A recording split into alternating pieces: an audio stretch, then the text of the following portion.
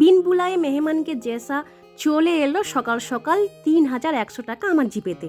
ফোনের উপর ফোন, মেসেজের উপর মেসেজ হোয়াটসঅ্যাপতে। ঘুম থেকে চোখ খুলতে পারিনি, হঠাৎ করে কিন্তু বাথরুমে যাওয়ার ছিল, তাই জন্য বাথরুম গিয়ে এসে যখন আবার বেডে শুই তখন চোখটা গেল ফোনের দিকে আর দেখলাম ফোনে যেন লাইট জ্বলছে। যেই ফোনটা হাতে নিলাম দেখলাম কেউ যেন কল করছে। তখন দেখি আমার কেউ চেনা চেনা নয়, কোনো একটা আননোন পারসন কল করেছে।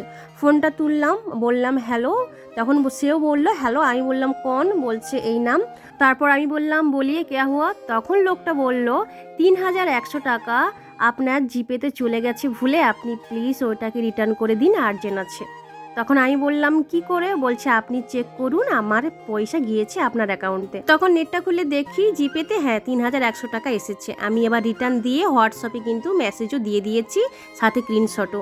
এবার তোমরা বলো, তোমাদের কাছে যদি এমন টাকা আসতো তাহলে তোমরা কি করতে, রেখে দিতে না দিয়ে দিতে?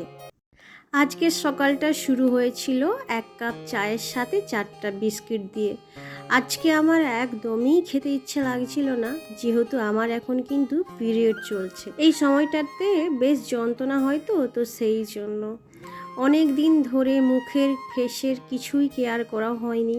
সেই জন্যই কিন্তু গোপের উপরে, তারপরে দুটো গালে বেশ কিন্তু হেয়ার হয়েছে।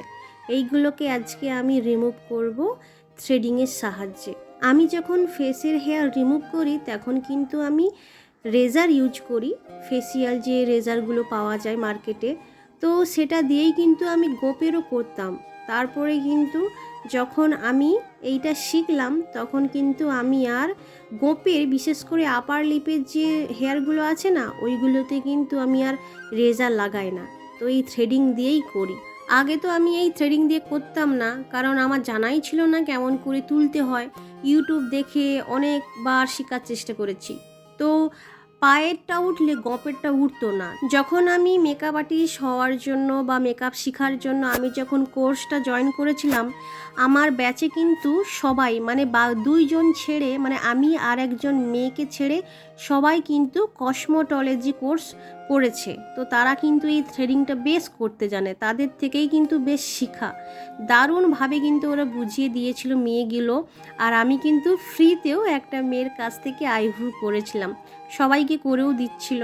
সবাই তো জানে এই কসমোটলজির যারা মানে কোর্স করে তারা কিন্তু সব কিছুই জানে, হেয়ার রিমুভ থেকে শুরু করে সব কিছুই, তো তাদের কাছ থেকেই শিখা। তো আমি সেইটাকেই কিন্তু শিখে আমি এখন নিজের আপার লিপটা নিজেই করি, কিন্তু আইব্রুটা করতে পারি না। অন্যের করে দিতে পারি কিন্তু নিজেরটা করতে পারি না। তোমাদের সাথে অনেক দিন আগে একটা ভিডিওতে আমি ডার্ক চকলেটের একটা ভিডিও পোস্ট করেছিলাম। এই যে আজকে ডার্ক চকলেটটা দেখলে না, এটা কিন্তু না বেশ তিতা, মানে মিষ্টি নয়। আমি যে আগে যেই ডার্ক চকলেটগুলো ইউজ করতাম সেগুলো কিন্তু বেশ ভালো, এইটা কিন্তু একদমই ভালো নয়, বেশ তিতা লাগে খাওয়ার সময়। তো নেক্সট টাইম আর নিবও না, আর তোমরাও নিও না, চাইলে ভিডিওটা দেখতে পারো। মিন্ত্রা থেকে যে 2 পিসটা নিয়েছিলাম সেকেন্ড টাইম এক্সচেঞ্জের সময়, তার প্যান্টটা বিশাল বড় হয়ে গেছিলো, তো সেই জন্য আমি নিচের দিকে কেটে ঘরে সেলাই করে নিয়েছি। আর জানো, আমাদের এখানে বৃষ্টি হচ্ছে বলে, এইটা বৃষ্টির জন্য সমস্যা দেখা দিচ্ছে নাকি বলতে পারবো না, আমাদের কিন্তু ঘরের প্রত্যেকটা সুইচে বেশ শক মারে, মানে হালকা করে, বেশি ডিপ নয়, বেশ হালকা হালকা শক মারে। আর সুইচটা না ভেঙেও গিয়েছে, তাই জন্য নিজেরা খুলে এটাকে আবার ঠিক করলাম। আজ না বেশ রোদ বেরিয়েছিল, তো তাই জন্য তাড়াতাড়ি স্নান করে জামাগুলো মিলে দিয়ে আসছিলাম শুকানোর জন্য।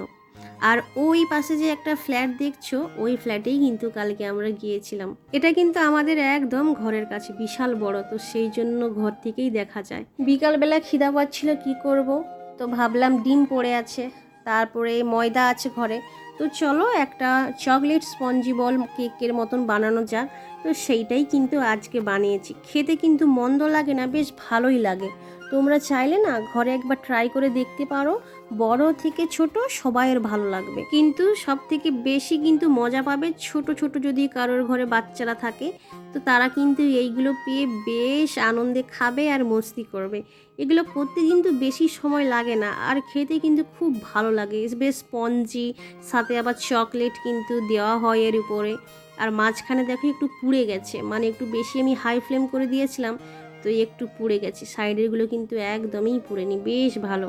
অনেক দিন ধরেই আমার ফ্যানটা না অফ হয়ে গেছে অটোমেটিক্যালি, কি প্রবলেম তা জানি না, রেগুলেটর নাকি। তো তাই জন্য ভাইকে ডেকেছিলাম, ভাই জানে এইসব কাজ কিন্তু ইলেকট্রিকের। ভাইকে আবার বানিয়ে দিলাম ঝালমুড়ি, ডিম ভাজা, আলু ভাজা, পেঁয়াজ কুচি, টমেটো কুচি, আদা কুচি, ধনে পাতা কুচি, কাঁচা লঙ্কা, সর্ষের তেল এইসব দিয়ে কিন্তু চাট মশলা বেশ ভালো করে মাখিয়ে দিয়েছি। খেয়ে কিন্তু আবার ঘর গেল। সন্ধ্যাবেলা আজকে রান্না বান্না কিছুই করিনি, কারণ অফিস থেকে ভাত, রুটি আর মাংসের কারি এসেছিল। এই খাবারগুলোই কিন্তু আজকে আমাদের ডিনারে ছিল, আর বেশ ভালো দিনটা গেল।